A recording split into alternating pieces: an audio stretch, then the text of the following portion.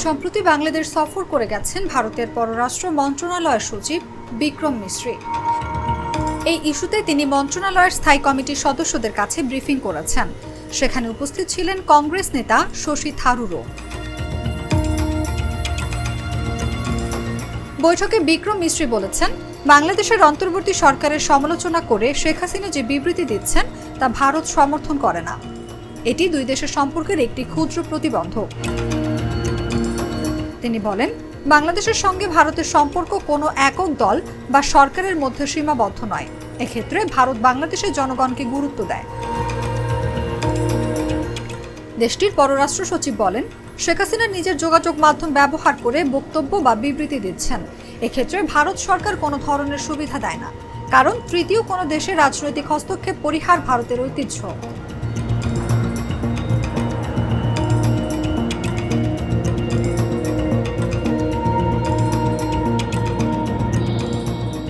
বাংলাদেশের অন্তর্বর্তীকালীন সরকারের প্রধান মোহাম্মদ ইউনূসের সমালোচনা করে বিভিন্ন স্থানে বিবৃতি ও ভিডিও বার্তা দিচ্ছেন শেখ হাসিনা। ফলে এ সময় মিশ্রির এই বক্তব্যকে গুরুত্বপূর্ণ বলে মনে করা হচ্ছে।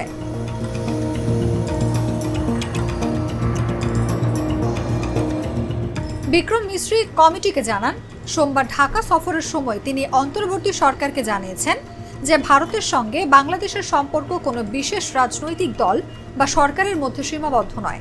ভারত বাংলাদেশের জনগণের সাথে সম্পর্ককে অগ্রাধিকার দেয় ও যে কোনো সরকারের সঙ্গে সম্পর্ক বজায় রাখবে।